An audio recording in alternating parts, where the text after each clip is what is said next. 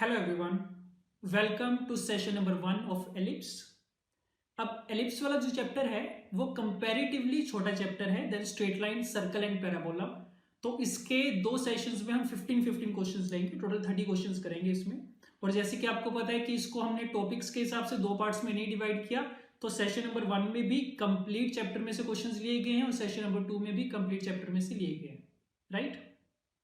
तो स्टार्ट कर रहे हैं सेशन नंबर 1, क्वेश्चन नंबर 1 से। तो वीडियो को पॉज करो, टाइप आइडेंटिफाई करके सोल्व करना स्टार्ट करो इसको। Let's start. The equation of the ellipse whose vertices are -4,1 and 6,1 and one of the focal chords is x - 2y is equal to 2 is right. Ellipse के दो vertices given है और एक focal code की equation given है और हमें ellipse की इक्वेशन फाइंड करनी है। तो देखते हैं सबसे पहले तो वर्टिसेस दोनों कहां पे होंगे, एलिप्स की मेजर एक्सिस पे। तो अगर ये इसकी मेजर एक्सिस हम ड्रॉ करें, यहाँ पे एक वर्टेक्स का नाम A1 रख दिया हमने, -4,1 and second vertex A2 is 6,1, right. और ये चीज पता चल रही है, इन दोनों को ज्वाइन करने वाली जो लाइन है इसकी इक्वेशन क्या मिलेगी, y = 1 मिलेगी।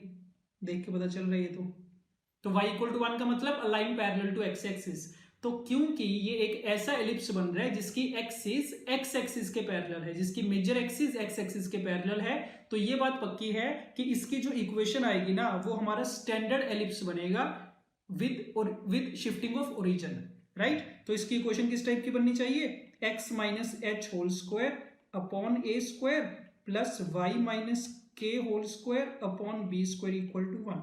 तो ये बात हमें यहां से पता चल गई कि कोई भी रैंडम एलिप्स तो नहीं बनेगा। कौन सा एलिप्स बनेगा, हमारा स्टैंडर्ड वाला बनेगा शिफ्टिंग ऑफ ओरिजिन के साथ। और क्योंकि जो इसकी मेजर एक्सिस है एक्स एक्सिस के पैरेलल है, तो इसमें a > b दिखना चाहिए हमें इस इक्वेशन में, राइट। तो एक बार इसकी इक्वेशन की फॉर्म हमने आइडेंटिफाई कर ली, अब फाइंड क्या करना बाकी है, h, k, a और b। तो ये चारों चीजें 1 बाय 1 फाइंड करते हैं। और h, के यहाँ पे क्या होता है, सेंटर ऑफ द एलिप्स होता है। तो देखते हैं सबसे पहले सेंटर क्या मिलेगा। अब सेंटर जो है वो क्या होता है, इन दोनों वर्टिसेस का मिड पॉइंट। तो इनका मिड पॉइंट फॉर्मूला लगा के सेंटर फाइंड किया जा सकता है, राइट। तो ये कितना आ जाएगा, 1,1 आ जाएगा मिड पॉइंट फॉर्मूला से, सेंटर मिल गया। ओके, अब और क्या इंफॉर्मेशन है, हमें फोकल कोड दे रखी है x - 2y = 2, ठीक है। तो मान लो ये एक कोई भी फोकस है, S2 का नाम दे रहे हैं, ठीक है। यहां से फोकल कोड पास करके जा रही है x - 2y = 2, ये चीज है। अच्छा, अब हमें h और k पता चल चुका है, ये ध्यान में रखना। सेंटर आ गया 1,1, तो इसका मतलब h हमने पता कर लिया 1 है, k कितना आ गया, 1 आ गया। अब फाइंड करना बाकी है a एंड b। अब a क्या होता है, a तो distance between the centre and one end of the major axis. तो इसका मतलब जो c और a2 के बीच का डिस्टेंस है वो किसके बराबर होगा, a के बराबर होगा, है ना। और वो डिस्टेंस है कितना, डिस्टेंस फॉर्मूला से देखेंगे तो 5 के बराबर है। तो a की वैल्यू हमें पता है ऑलरेडी 5 है। अब b फाइंड करना है, तो b के लिए इसकी हेल्प ली जाएगी जो फोकल कोड दे रखी है हमें। तो हम क्या बोल देंगे कि y = 1 मेजर एक्सिस की इक्वेशन है, x - 2y = 2 फोकल कोड की इक्वेशन है। इन दोनों का जो इंटरसेक्शन पॉइंट आएगा वो क्या हो जाएगा, फोकस हो जाएगा। तो ये इंटरसेक्शन पॉइंट फाइंड कर सकते हैं। ये कितना मिलेगा हमें, 4,1 मिल जाएगा। फोकस आ गया हमारे पास। अब सेंटर और फोकस के बीच का डिस्टेंस CS2, ये किसके बराबर होता है, AE के बराबर होता है, AE, राइट। और ये यहां से कितना मिलेगा हमें, 3 के बराबर मिलेगा। तो AE = 3 आया। A की वैल्यू पता है ऑलरेडी, तो E की वैल्यू कितनी आ गई, 3/5 आ गई। तो A आ गया, E आ गया। इसकी हेल्प से B फाइंड कर सकते हैं। रिलेशन होता है B² = A² × 1 - E²। Values put करो, मिलेगा 25 × 1 - 9/25, दिस इज इक्वल टू 16। तो सब कुछ पता चल गया हमें, A, B, H और K। बस वैल्यूज पुट कर दो इक्वेशन में, तो क्या आ जाएगा, ये x - 1² upon A² is 25 plus y - 1² upon B² आया था 16 = 1। सो this is the required equation of the ellipse, right. देख सकते हैं ऑप्शंस में, option C is correct. Let's start. An ellipse having foci at f1 and f2 is tangent to the x-axis, then the length of its major axis is। एक ellipse given है जिसके दो focus दे रखे हैं हमें, और ये दे रखे हैं ellipse is tangent to the x-axis, तो मतलब x-axis उसकी टेंजेंट है। तो कोई भी अगर हमें एक रैंडम एलिप्स बना लें, ये मान लेते हैं एलिप्स है, और एक्स एक्सिस बना लेते हैं इसकी tangent, this is the x axis, right. तो हमें दोनों फोकस दे रखे हैं, तो मान लेते हैं ये जो है ये इस एलिप्स की मेजर एक्सिस हो गई, पहला फोकस F1 पे, दूसरा फोकस F2, ठीक है। तो दोनों के कोऑर्डिनेट्स हमें पता है, दिस इज 9,20, F2 के coordinates is 49,55। Okay, length of major axis find करनी है हमें। तो देखना इसको क्या करेंगे। पहली चीज तो अगर दोनों फोकस दे रखे हैं, इसका हम यूज कैसे कर सकते हैं, इन दोनों के बीच में डिस्टेंस पता चल जाएगा हमें। तो दोनों के बीच में डिस्टेंस फॉर्मूला लगाना, कितना होता है ये 2AE के बराबर। तो 2AE कितना मिलेगा, 49 माइनस 9, 1600 बनेगा ये स्क्वायर करके, और ये कितना बनेगा 35 का स्क्वायर बनेगा, विच इज 1225। तो ये मिल गया तुम्हें कितना, स्क्वायर रूट ऑफ 2825, राइट। तो यहां से AE में एक रिलेशन आ गया। ओके, अब एक चीज और देखना, ये जो इसने दे रखा है ना एक्स एक्सिस इसकी टेंजेंट है, इसका यूज करने के लिए हम एक प्रॉपर्टी का यूज करेंगे। और प्रॉपर्टी क्या होती है कि अगर दोनों फोकस से हम किसी टेंजेंट के ऊपर परपेंडिकुलर ड्रॉप करते हैं, पहले फोकस से परपेंडिकुलर ड्रॉप किया, दूसरे से परपेंडिकुलर ड्रॉप किया, तो जो पहला परपेंडिकुलर डिस्टेंस P1 होगा, दूसरा परपेंडिकुलर डिस्टेंस P2, तो प्रॉपर्टी होती है इन दोनों का प्रोडक्ट किसके बराबर होता है, B स्क्वायर के बराबर होता है। ये चीज याद रखना अगर नहीं याद तो, राइट। तो इसका यूज किया जाएगा। तो देखना P1 वाला जो डिस्टेंस है ये कितना आएगा, मतलब 9,20 का परपेंडिकुलर डिस्टेंस एक्स एक्सिस से, जो कि कितना होगा 20 होगा, और P2 कितना आ जाएगा 55 आ जाएगा। इन दोनों का प्रोडक्ट करके मिलेगा हमें B स्क्वायर। तो B स्क्वायर आ गया 55 इंटू 20, जो कि कितना हो गया 1100 के बराबर हो गया, ठीक है। अब हमें तो A फाइंड करना था, लेंथ ऑफ मेजर एक्सिस के लिए A चाहिए, तो रिलेशन तो होता ही है, B स्क्वायर किसके बराबर होता है, A square minus A square E square, तो इससे रिप्लेस कर दिया हमने, this is equal to 1100। Now A square is equal to 1100 plus AE का होल स्क्वायर, और AE की वैल्यू हमारे पास कितनी पड़ी है ऊपर से, square root of 2825 upon 2, value put करना है यहाँ पे। तो ये मिल गया हमें A स्क्वायर, ठीक है। स्क्वायर करना, इसका स्क्वायर रूट लेना, उसके बाद A की वैल्यू कितनी मिलेगी 85/2 मिलेगी। तो ये A आ गया। लेंथ ऑफ मेजर एक्सिस कितनी होती है 2A, तो that means 2A is equal to 85। So this is the length of the major axis. ये पूछी गई थी हमसे, देख लो ऑप्शन नंबर C, राइट। तो इसका ध्यान रखना, अगर एलिप्स के दोनों फोकस पता है और कोई भी एक टेंजेंट पता है, तो इस प्रॉपर्टी का यूज कर सकते हैं कि length, the product of the length of the perpendicular distances is equal to B square. Okay, let 1 comma minus 1 be the focus and x minus y equal to 3 be the corresponding directrix of an ellipse with eccentricity 1/2, then the length of its latest rectum is। तो हमें focus given है, directrix given है और eccentricity given है। तो अगर एक rough diagram plot करें, ये मान लो मेजर एक्सिस है एलिप्स की, यहाँ पे कहीं पे फोकस 1 comma minus 1, इसके corresponding directrix x minus y equal to 3, ये फुट ऑफ डायरेक्ट्रिक्स z से रिप्रेजेंट कर दिया हमने।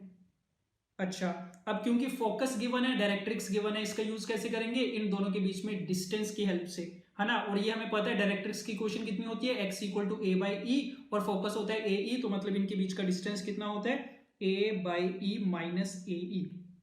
तो ये वाला डिस्टेंस आएगा फोकस और डायरेक्ट्रिक्स के बीच का परपेंडिकुलर डिस्टेंस, और वो यहां से फाइंड किया जा सकता है, एक पॉइंट और एक लाइन के बीच का परपेंडिकुलर डिस्टेंस। तो देखना कितना बनेगा ये 1 माइनस 1 का डिस्टेंस देखेंगे x minus y equal to 3 से, तो ये हमें मिल जाना चाहिए कितना 1 + 1 2, 1/√2 मिलेगा,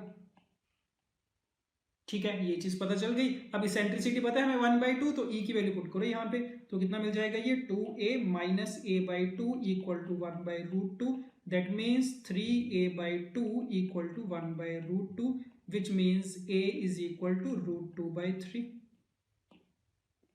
A की वैल्यू मिल गई, राइट।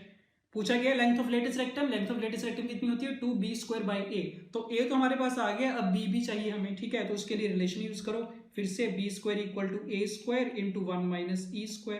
तो A² की वैल्यू पुट कर रहे हैं 2/9 आएगी, इंटू 1 माइनस E की वैल्यू कितनी थी 1/2, तो E² कितना हो गया 1/4 हो गया। सो दिस इज 2/9 इंटू 3/4, तो कितना बन गया ये 1/6 के बराबर बन गया। तो बस अब फॉर्मूला लगा रहे हैं, length of latus rectum is equal to 2B²/A। Values put करो, B² is 1/6 and A is √2/3, right. तो कितना आ गया ये 1/√2 के बराबर आ गया। This is the length of latus rectum, option A।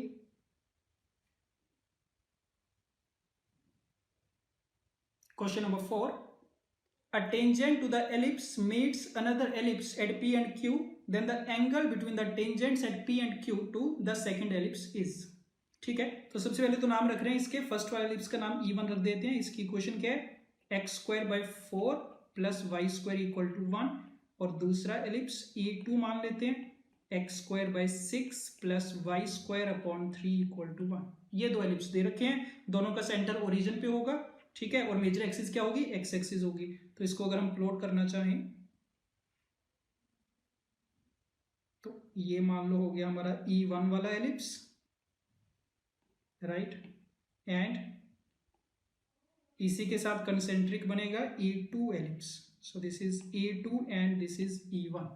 इतनी चीज क्लियर है। अब स्टेटमेंट में क्या बोला गया है, tangent to the ellipse, E1 को टेंजेंट बनाई गई है जो कि दूसरे एलिप्स को P और Q पे जाके मीट कर रही है। तो किसी भी रैंडम पॉइंट पे टेंजेंट बनाएंगे, तो मान लो ये कोई पॉइंट है, यहां से हमने बना दी tangent, this point is P और Q पे तो दे रखा है मीट कर रही है, तो मान लेते हैं this is P, this is Q, इस पॉइंट का नाम रख देते हैं A।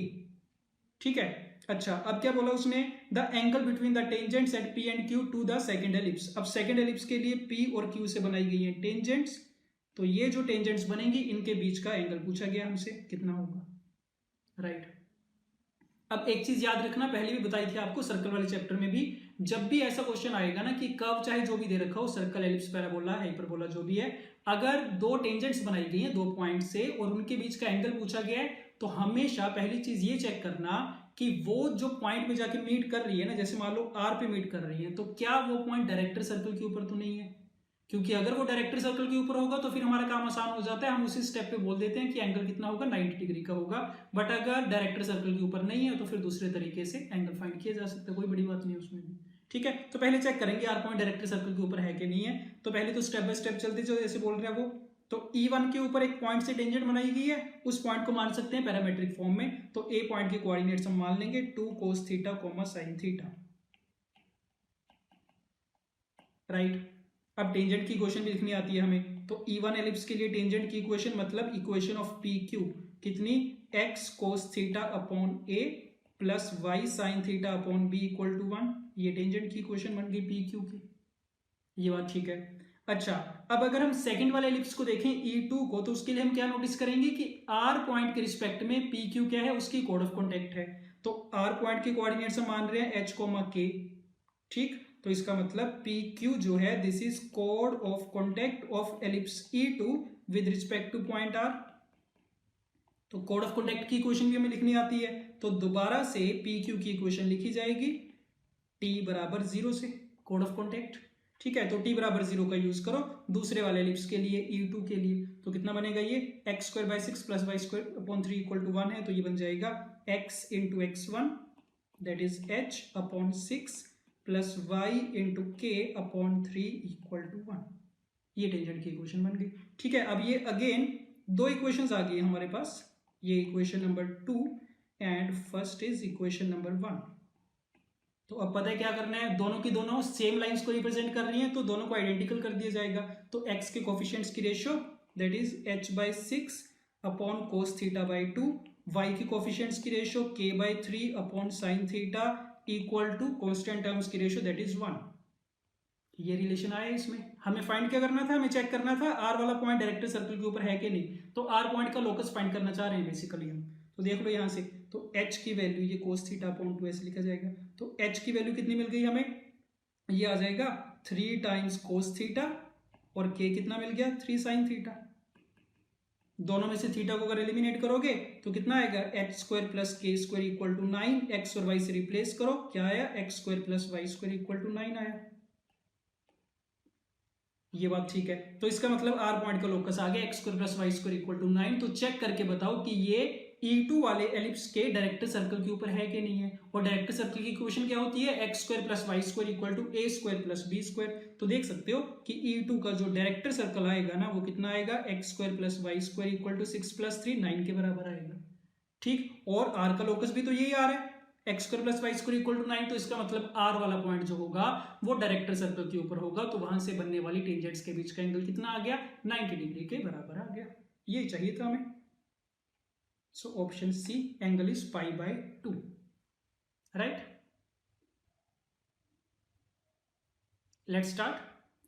The eccentric angle of a point where the line is normal to the ellipse. तो उस पॉइंट का इसेंट्रिक एंगल बताना है जहां से ये नॉर्मल बनाई गई है, राइट. तो पहली चीज तो क्योंकि पॉइंट फाइंड करने हैं तो पॉइंट पैरामेट्रिक फॉर्म में मान लेते हैं हमेशा a cos theta b sin theta. ये बात ठीक है. और इस पॉइंट पे बनने वाली नॉर्मल की इक्वेशन हमें लिखनी आनी चाहिए पैरामेट्रिक फॉर्म में, और वो इक्वेशन क्या होती है, ax by cos theta minus b y by sine theta equal to a square minus b square.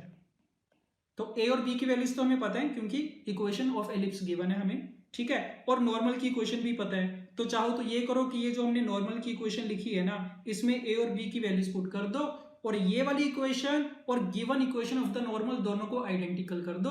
Identical करके हमें क्या मिल जाएगा, थीटा की वैल्यू मिल जाएगी. और वही पूछा था, इसेंट्रिक एंगल ही पूछा गया. तो एक चीज तो ये कर सकते हैं, नहीं तो अगर पूरी इक्वेशंस को आइडेंटिकल नहीं करना तो ये भी कर सकते हैं कि इसका जो स्लोप आएगा ना, स्लोप ऑफ दिस नॉर्मल, वो देख सकते हो कितना आएगा, a by cos theta upon b by sine theta, जो कि कितना हो गया, a by b tan theta के बराबर. तो चाहो तो ये भी याद रख सकते हैं नेक्स्ट टाइम से कि स्लोप ऑफ नॉर्मल कितना होता है, a by b tan theta. तो अब क्या करेंगे, पूरी इक्वेशन को आइडेंटिकल करने के बजाय सिर्फ स्लोप्स को इक्वेट कर देंगे. तो जो हमारी नॉर्मल गिवन है इसका स्लोप कितना है, 5/3 के बराबर. तो कर रहे हैं बस कि a by b tan theta और 5/3 ये दोनों बराबर होंगे अगर उसको नॉर्मल बनना है थीटा वाले पॉइंट पे. तो ठीक है, तो बस वैल्यूज पुट करो ए और बी की. ए की वैल्यू कितनी है एलिप्स की इक्वेशन में, 5, और बी कितना है, 3. तो 5/3 tan थीटा इक्वल टू 5/3. तो tan थीटा कितना मिल गया, 1 मिल गया. तो थीटा आ गया हमारे पास 5/4. This is the eccentric angle of the point जहां से नॉर्मल बनाई गई है.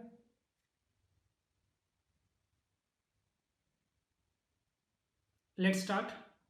The distance of the center of the ellipse to those tangents of the ellipse which are equally inclined to both the axes. Ellipse की equation given है x square by 2 plus y square upon 1 equal to 1. क्या पूछा गया है, इसके centre का distance. सबसे पहले तो सेंटर कहां पे होगा, इसका 0,0 पे होगा. सेंटर का डिस्टेंस कहां से, उन टेंजेंट से which are equally inclined to both the axis. तो ऐसी कोई भी लाइन जो एक्सिस से इक्वली इंक्लाइंड होगी, एक्स एक्सिस और वाई एक्सिस से इक्वल एंगल बनाएगी, उसका स्लोप कितना होगा, या तो +1 होगा या -1 होगा. तो हमें ऐसी सारी टेंजेंट्स की इक्वेशन लिखनी पड़ेगी जिसका स्लोप +1 या -1 है. तो उसके लिए क्या आना चाहिए, हमें स्लोप फॉर्म में टेंजेंट की इक्वेशन पता होनी चाहिए, जो कि कितनी होती है, y equal to mx plus minus square root of a square m square plus b square, ये होती है. ठीक है, और m की वैल्यू कितनी, +-1 पुट करें अगर, तो y इक्वल टू कितना, +-x plus minus square root of a square plus b square, जो कि कितना आएगा, 3 के बराबर आएगा. तो ये इसका मतलब ये हो गया कि ऐसी टोटल 4 टेंजेंट्स मिलेंगी तुम्हें. y equal to +-x plus √3, 2 यहाँ से आ जाएंगी, और y equal to +-x minus √3, 2 यहाँ से. तो टोटल ऐसी 4 टेंजेंट्स है, और सबके लिए एक साथ पूछा गया कि सेंटर से उनका डिस्टेंस कितना होगा. तो चेक करके देख सकते हैं, 0,0 से जो डिस्टेंस आएगा ना चारों लाइंस के लिए सेम ही आएगा, और वो कितना आएगा, √3 अपॉन √2 के बराबर आ जाएगा. Perpendicular distance between a point and a line, right. तो चारों में से कोई मर्जी टेंजेंट ले लो, सबके लिए डिस्टेंस इक्वल आएगा. So the result is √3/√2, option D.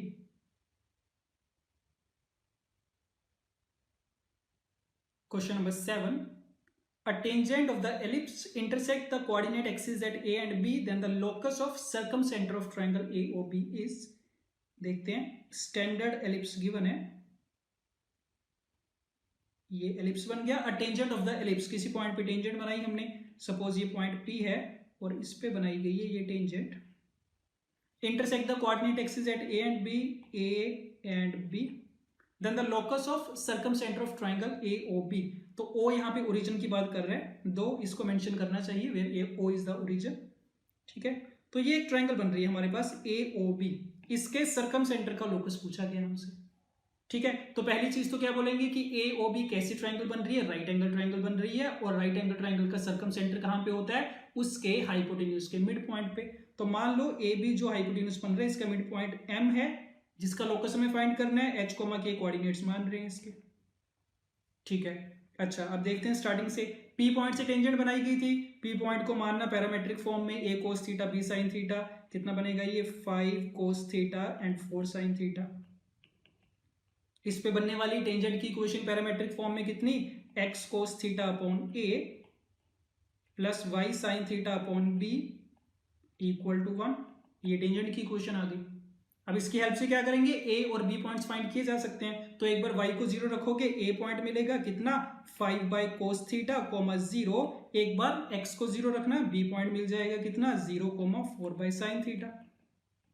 ए और बी पॉइंट्स आ गए। हमें इसके मिड पॉइंट का लोकस चाहिए था, तो मिड पॉइंट फॉर्मूला लगा रहे हैं। तो h कितना मिल जाएगा, h मिलेगा 5/2 cos थीटा और k मिल जाएगा 4/2 sin थीटा। राइट, तो इसका मतलब cos थीटा कितना आया 5/2 h के बराबर आ गया, एंड sin थीटा मिला हमें 4/2k। अब थीटा को एलिमिनेट करना है तो दोनों को स्क्वायर कर दो, दोनों को ऐड कर दो, तो कितना मिल जाएगा 25/4x² plus 16/4k² equal to 1। X और वाई से रिप्लेसमेंट कर रहे हैं, तो 25/x² plus 16/y² equal to 4 उस साइड पे लिखा जा सकता है। तो ये आ गया लोकस सर्कमसेंटर का, ऑप्शन सी।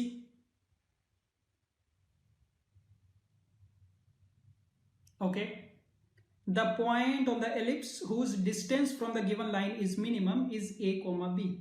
ठीक है, याद रखा करो ये कंसेप्ट, जब भी दो कर्व्स के बीच में मिनिमम डिस्टेंस की बात होती है तो minimum distance always lie along their common normal.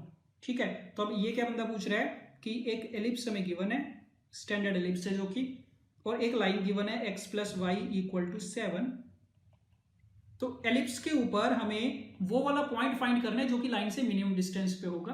तो सबसे पहले मिनिमम डिस्टेंस के लिए कॉमन नॉर्मल बनाना है इनकी। तो एक ऐसी लाइन बना रहे हैं जो कि एलिप्स को भी परपेंडिकुलर है और इस लाइन को भी परपेंडिकुलर है। तो ये पॉइंट का नाम अगर P है, ये पॉइंट Q है, तो हम क्या बोल देंगे, P पॉइंट ऐसा पॉइंट है जो एलिप्स के ऊपर है और गिवन लाइन से मिनिमम डिस्टेंस पे है।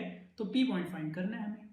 राइट, ठीक है, तो देखना सबसे पहली चीज तो P पॉइंट को पैरामेट्रिक पॉइंट मान सकते हैं, कोई दिक्कत नहीं है, a cos theta b sin theta type का। और एलिप्स की इक्वेशन क्या है, x²/6 plus y²/3 equal to 1। तो P पॉइंट के coordinates √6 cos theta, √3 sin theta. ये P पॉइंट आ गया।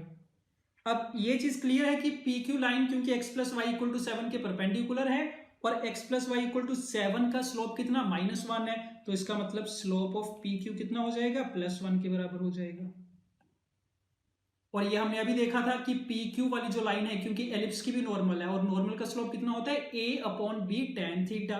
ठीक है, ये भी याद रखा करो। तो इसका मतलब PQ का स्लोप और कहां से लिखा जा सकता है, a/b tan थीटा से भी लिखा जा सकता है। तो इन दोनों को इक्वेट कर देंगे आपस में, a/b tan थीटा = 1 मिल जाएगा हमें। और a और b की वैल्यूज तो पता ही है, पुट कर देंगे। तो √6/√3 tan थीटा = 1 मिला। तो tan थीटा की वैल्यू कितनी आ गई, 1/√2i। राइट, और हमें क्या पूछा गया था, पॉइंट पूछा गया था, कौन से, P पॉइंट के कोऑर्डिनेट्स चाहिए थे। तो एक बार अगर tan थीटा आ गया तो इसकी हेल्प से sin थीटा और cos थीटा तो आ ही जाएगा, तो वहां से P पॉइंट के कोऑर्डिनेट्स आ जाएंगे। तो देख लो, ट्राइंगल कंप्लीट कर लेते हैं। तो ये अगर ट्राइंगल बनाई गई, थीटा tan थीटा 1/√2 ये बना, तो हाइपोटेन्यूज कितना मिलेगा, √3 मिलेगा। तो यहाँ से वैल्यूज पुट कर दो। तो P पॉइंट के कोऑर्डिनेट्स √6 cos थीटा कितना मिलेगा, √2/√3, और y कोऑर्डिनेट कितना था, √3 sin थीटा, तो √3 × 1/√3। ये आगे P पॉइंट के कोऑर्डिनेट्स कितना मिला, 2, 1। ये पॉइंट मिल गया मिनिमम डिस्टेंस वाला, और इसको इसने डिनोट किया हुआ था a, b से। तो a² + b² कितना आ गया, 2² + 1² विच इज इक्वल टू 5।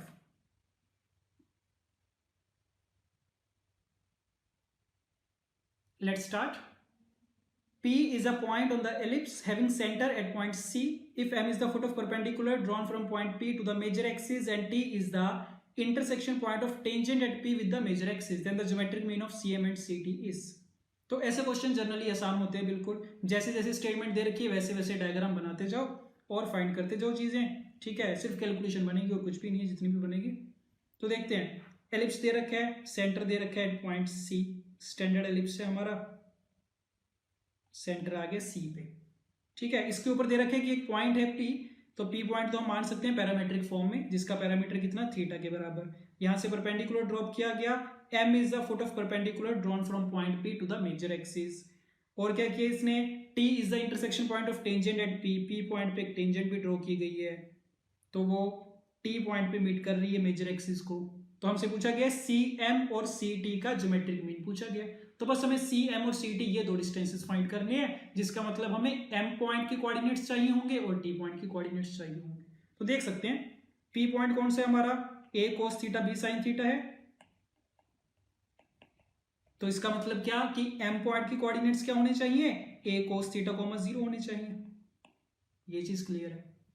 और टी पॉइंट के लिए क्या करेंगे, पी पॉइंट पे टेंजेंट की इक्वेशन लिखेंगे जो कि हमें लिखनी आती है, x cos theta upon a plus y sine theta upon b equal to 1। वहां पे वाई को 0 रखोगे तो टी पॉइंट कौन सा मिलना चाहिए, ए बाई कोस थीटा कॉमा 0 मिलना चाहिए, राइट। तो इसका मतलब सी एम वाला डिस्टेंस मिल गया कितना, a cos theta, C T वाला डिस्टेंस कितना होगा, ए बाई कोस थीटा। तो ज्योमेट्रिक मीन कितना आ गया, square root of a cos theta into a by cos theta.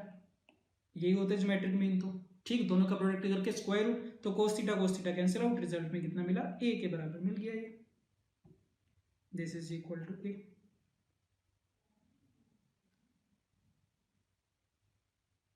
Let's start.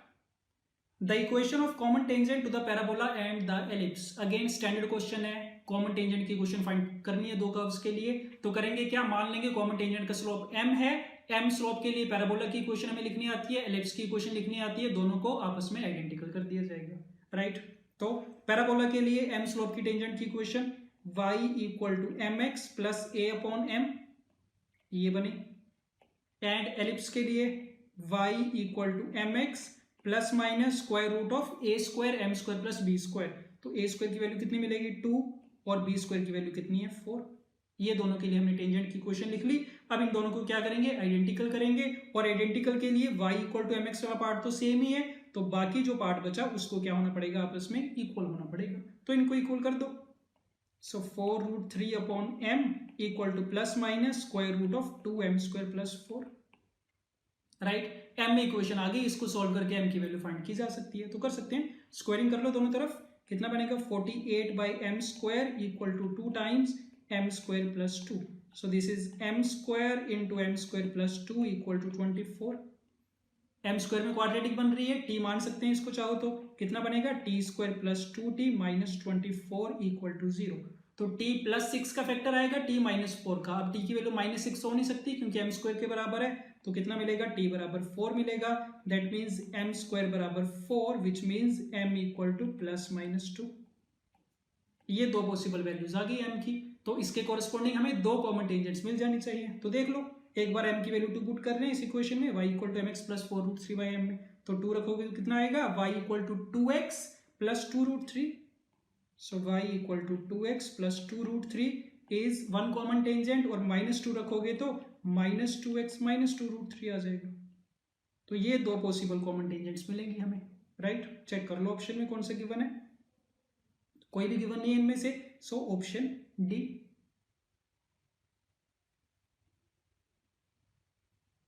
Let's start. S1 and S2 are the foci of the given ellipse. P is a point on the ellipse such that S1P upon S2P is equal to 2. Then the area of triangle PS1S2 is. सबसे पहले तो जो ellipse की equation दे रखी है इसको standard form में लेके आते हैं स्क्वायर कंप्लीशन से। तो ये करना अपने आप, ये मिलेगा x minus 3 whole square upon 9 plus y minus 5 whole square upon 4 equal to 1। ये एलिप्स की इक्वेशन बनेगी, राइट। तो इसको बना रहे हैं एक बार, ये मान लो एलिप्स बन गया, ये इसकी बन गई मेजर एक्सिस, ठीक है। अब गिवन क्या है ना, S1 S2 इसके फोकाई दे रखे हैं और P इसके ऊपर कोई भी एक पॉइंट है, तो ये मान लो पॉइंट P हो गया, this is S1 this is S2। तो हमसे पूछा गया area of triangle PS1 S2, इस ट्राइंगल के एरिया की बात कर रहे हैं, ठीक। और हमारे पास एडिशनल इंफॉर्मेशन क्या है कि S1P और S2P वाला जो डिस्टेंस है उनकी रेशियो 2 के बराबर दे रखी है। तो देखना इसको, पहली चीज तो ये चीज का ध्यान रखो कि जब भी ऐसी सिचुएशन होती है ना कि एलिप्स के ऊपर पॉइंट P दे रखा है और तुम्हारे पास दोनों के दोनों फोकस हैं, S1 भी पता है तुम्हें, S2 भी पता है, तो हमेशा इस प्रॉपर्टी का यूज किया जाएगा कि PS1 plus PS2 equal to 2 times of A, ठीक है। ये प्रॉपर्टी होती है, या फिर ये बोलो डेफिनेशन ही होती है तो एलिप्स की, एलिप्स के ऊपर जितने भी पॉइंट्स होंगे वो उनका जो एलिप्स, बेसिकली एलिप्स की डेफिनेशन क्या होती है, it is the locus of a point, right. It is the locus of a point which moves such that the sum of distances from two fixed points is always constant, और वो fixed points कौन से होते हैं, focus होते हैं, fixed distance कितना होता है 2a के बराबर होता है। तो ये प्रॉपर्टी यूज करेंगे एक तो। अच्छा, अब हमें एरिया ऑफ ट्रायंगल चाहिए, तो देखना क्या कर रहे हैं, इनको नाम दे लो। PS1 को नाम दे दिया x का, this is suppose y, this is z। तो इसका मतलब x प्लस वाई किसके बराबर है, 2a के बराबर, और a की वैल्यू कितनी है हमारी इक्वेशन में से 3 के बराबर है, तो ये कितना आ गया 6 आ गया, राइट। और ये भी दे रखा है S1p upon S2p is equal to 2, तो हमें गिवन है x upon y equal to 2। तो x और y में दो इक्वेशंस तुम्हारे पास आई गई हैं, इनको सोल्व करना, क्या मिलेगा, x इक्वल टू 4 मिल गया, y इक्वल टू मिल गया 2। तो जिस ट्रायंगल का हमें एरिया फाइंड करना था PS1 S2 का, उसकी दो साइड्स तो हमें पता चल गई हैं। अब अगर तीसरी साइड भी पता चल जाए तो हीरोन्स फॉर्मूला से एरिया फाइंड किया जा सकता है। और तीसरी साइड कौन सी है, S1 S2, दो फोकस के बीच का डिस्टेंस, तो वो भी हमें फाइंड करना आता है, 2AE के बराबर होता है, ठीक। तो उसके लिए हमें E पता करना पड़ेगा, A और B तो पता है ऑलरेडी, तो A हमारे पास कितना 3 के बराबर है, B कितना 2, तो E फाइंड करो, E स्क्वायर कितना 1 minus b square upon a square, तो 4/9 बनेगा, कितना बन गया ये 5/9। तो S1 S2 Z वाला डिस्टेंस जो हमने मान रखा है कितना आएगा, 2 into A into E √5/3, so this is 2√5, ठीक है, ये Z की वैल्यू मिल गई। तो बस अब देख लो, ट्रायंगल आ गई है तुम्हारे पास, तीनों साइड्स उसकी पता है, एक साइड 4 यूनिट है, एक 2 यूनिट है, एक कितनी आ गई 2√5 के बराबर है। तो हीरोन्स फॉर्मूला लगा रहे हैं, सबसे पहले सेमी पेरीमीटर कितना आएगा, 6 प्लस 2√5 अपॉन 2, तो कितना आ गया ये 3 प्लस √5 आया। Now Heron's formula, delta equal to square root of s which is 3 plus √5, s minus a √5 minus 1, s minus b √5 plus 1 and s minus c बनेगा कितना 3 माइनस √5। इनको सोल्व कर लो, कितना आएगा 3 प्लस √5 इंटू 3 माइनस √5 कितना 9 minus 5 4 बनेगा, √5 minus 1 into √5 plus 1 कितना 5 minus 1 4 बनेगा, तो कितना आ गया 4 के बराबर आ गया। So the area is equal to 4 square units, right, option सी।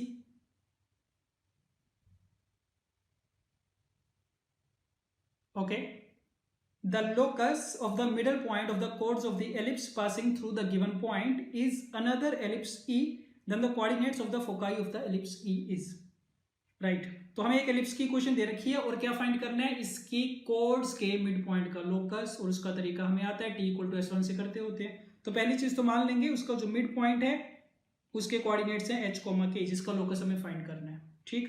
तो t बराबर S1 लगा रहे हैं, उससे क्या मिलेगा, इक्वेशन ऑफ कोड मिलेगी। So equation of chord is given by t equal to S1। तो देखो t equal to S1 से क्या मिलेगा, ये मिलेगा x into h upon 16 plus y into k upon 25 minus 1, ये तो t बना, और S1 कितना h square by 16 plus k square by 25 minus 1, ये आगे कोड की इक्वेशन, -1 कैंसिल आउट कर देते हैं। अब गिवन क्या है कि ये वाली कोड क्या है 0,5 से पास कर रही है, तो इसको सेटिस्फाई करवा दो। So put x equal to 0 and y equal to 5, तो ये तो 0 हो गया, y को 5 रखोगे कितना आएगा k/5 आएगा, this is h square by 16 plus k square by 25। तो बस h और k में रिलेशन आ गया, इसको x और y से रिप्लेस कर रहे हैं, तो ये मिल गया x square by 16 plus y square by 25 minus y upon 5 equal to 0, ये मिल गया लोकस। तो क्वेश्चन का फर्स्ट पार्ट कंप्लीट हो गया। दूसरे पार्ट में क्या बोला गया है कि ये जो लोकस है ना, ये भी एक एलिप्स होगा, ये किसी एलिप्स को रिप्रेजेंट करेगा और उस एलिप्स के फोकाई पूछ लिया है हमसे। तो बस अब ये क्वेश्चन बन गया कि ये एक एलिप्स की इक्वेशन है, इसके फोकाई फाइंड करो, तो वो करना आसान है, ठीक है, बेसिक क्वेश्चन है ये। तो देखना एक बार, पहली चीज तो स्क्वायर कंप्लीट करना, तो इसकी एलिप्स की इक्वेशन तुम्हें मिलेगी, मैं लिख रहा हूँ x square by 4 plus y minus 5/2 whole square upon 25/4 equal to 1, ये एलिप्स मिलेगा। अब इसके फोकस कैसे फाइंड करते हैं पता है हमें, बस एक चीज का ध्यान रखा करो, जब भी कुछ भी फाइंड करना हो फोकस वर्टेक्स, पहली चीज का ध्यान रखा करो, एलिप्स चेक कर लिया करो कौन सा बन रहा है, हॉरिजॉन्टल वाला बन रहा है या वर्टिकल बन रहा है। तो इसमें तुम ये देख सकते हो कि 25/4 वाला जो डिस्टेंस है ना वो 4 से बड़ा है, इसका मतलब वर्टिकल वाला एलिप्स बनेगा। और इसके फोकस कहाँ पे होते हैं, इसका फोकस होता है x इक्वल टू 0 पे और y equal to plus minus BE पे, ये बात ठीक है। अब इसके लिए क्या कुछ है, x तो x ही रहेगा, x इक्वल टू 0, y की जगह कितना रखना पड़ेगा हमें, y minus 5/2 equal to plus minus b into e, तो e कैलकुलेट कर लो पहले, तो ई स्क्वायर कितना बनेगा 1 minus b square upon a square, तो इसमें उल्टा हो जाएगा, ए स्क्वायर अपॉन बी स्क्वायर हो जाएगा, तो 1 माइनस 4 अपॉन 25/4, तो 1 माइनस 16/25 9/25 आ गया। तो यहाँ पे रखो plus minus b is 5/2 into E is 3/5, so that means क्या मिला यहाँ से y minus 5/2 equal to plus minus 3/2। तो एक बार प्लस का साइन रखोगे कितना मिलेगा 4 आ जाएगा, माइनस का साइन रखोगे कितना आएगा 1 आएगा।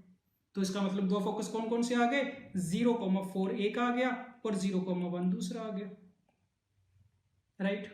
देख लो ऑप्शंस 0,4 एंड 0,1।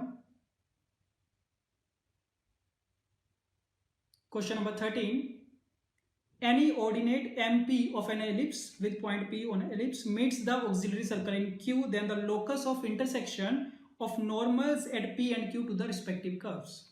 ठीक, क्या मतलब है इसका, एलिप्स प्लॉट कर रहे हैं,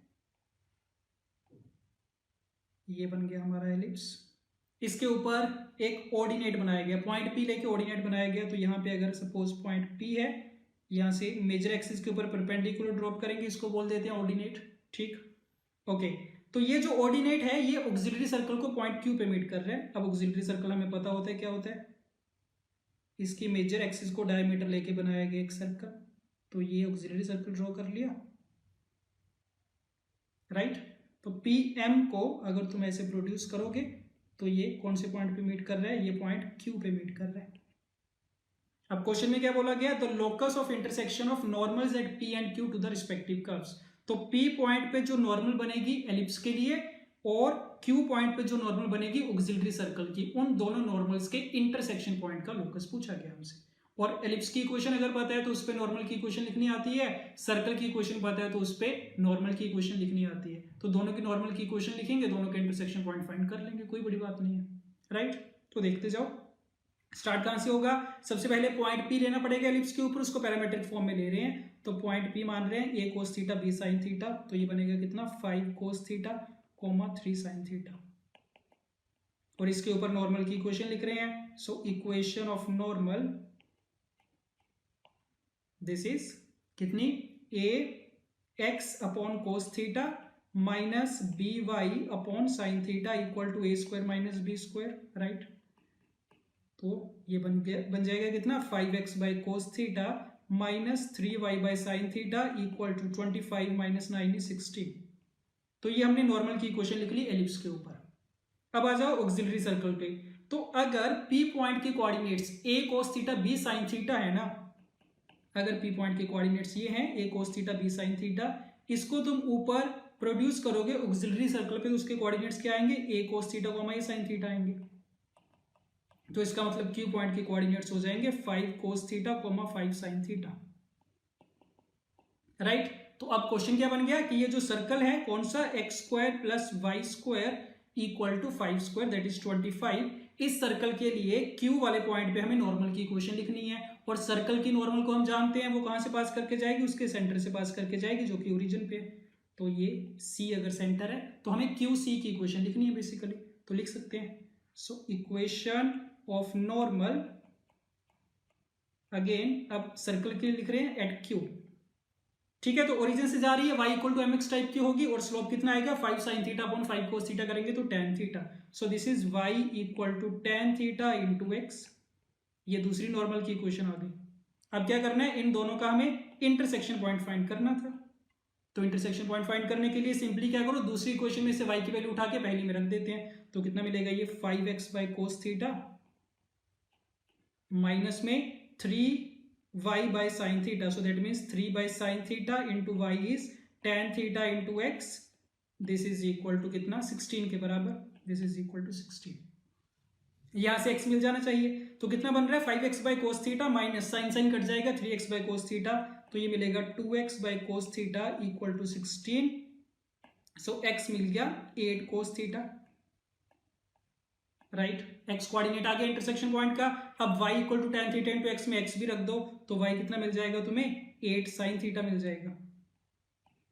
इंटरसेक्शन पॉइंट मिल गया 8 cos theta 8 sin theta, square कर दो, ऐड कर दो, थीटा एलिमिनेट हो जाएगा, लोकस आ जाएगा। So x square plus y square equal to 64। This is the locus of the intersection point of the two normals. Check करते हैं ऑप्शन में, x square plus y square equal to 64। Question number 14, the tangent at a point P of an ellipse meets its auxiliary circle in 2 points, the chord joining which subtends a right angle at the center, then the eccentricity of the ellipse is। Diagram plot कर रहे हैं, tangent at the point P, एक ellipse given है standard, इसके ऊपर point P जहां से tangent बनाई गई है जो कि उसके ऑक्सिलरी सर्कल को 2 पॉइंट्स पे मीट करेगी। तो एक बार इसका ऑक्सिलरी सर्कल भी ड्रॉ कर लेते हैं।